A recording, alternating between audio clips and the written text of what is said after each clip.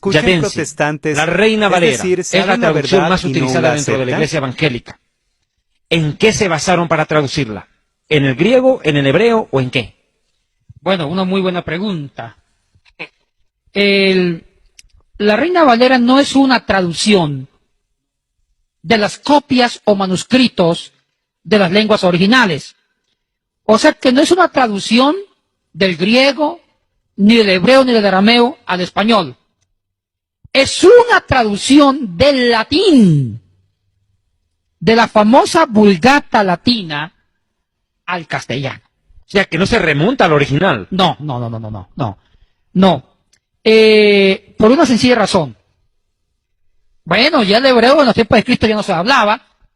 Ahora, lo que pasa es que la iglesia antigua, la iglesia de Occidente, en ese momento no habían evangélicos ni protestantes, era una sola iglesia cristiana. Y la única iglesia verdadera era la cristiana, que era tanto para el Imperio de Oriente para Occidente. Y la reforma protestante fue mucho más después, en el siglo XVI. Ahí aparecimos los evangélicos, pero antes del siglo XVI era una sola iglesia. Y la lengua que se usaba era la lengua oficial de toda la cristiandad de Occidente, de la Europa occidental, era el latín. El latín ya era la lengua sacra, la lengua sagrada.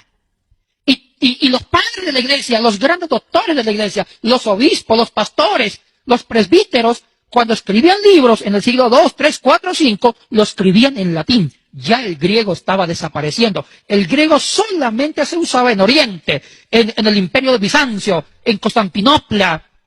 Entonces dijo Jerónimo, ya los manuscritos en griego y en hebreo, esas copias están desapareciendo. Traduzcamos esas copias de lenguas originales al latín. Y a finales del siglo IV, San Jerónimo tradujo todas las escrituras, griego, hebreo, arameo, al latín.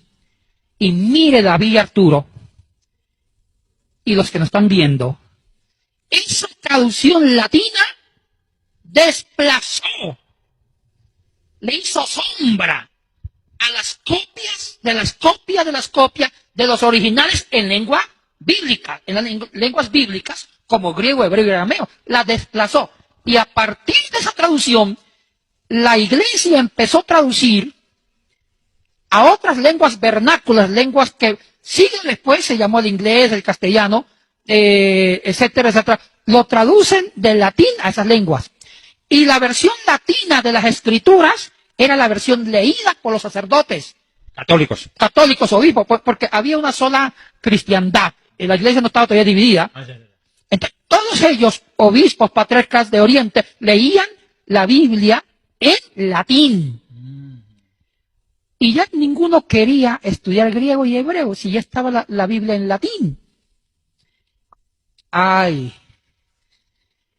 Cuando aparece la Reforma, en el siglo XVI, y uno de los legados, uno de los patrimonios que los reformadores como Martín Lutero, Zwinglio, Calvino, Bullinger, Cranmer, hicieron fue traducir las escrituras, ya sea al inglés, a las lenguas vernáculas, modernas, de aquel entonces, al alemán, al castellano.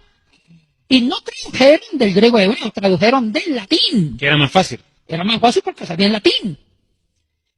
Y la Reina Valera, que es una de las traducciones latinas, o una de las traducciones al castellano más antiguas, estos curitas, los que llevan el nombre Reina Valera, si se sabe cómo se llaman. Casiodoro Reina y Cipriano Valera. Casiodoro y Cipriano eran dos curitos, dos padrecitos.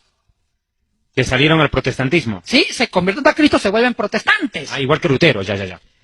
Pero estos dos sacerdotes, como buenos sacerdotes de aquel entonces, ellos traducen del latín al castellano y nació una linda joya que tenemos que amarla, nuestra amada Reina Valera.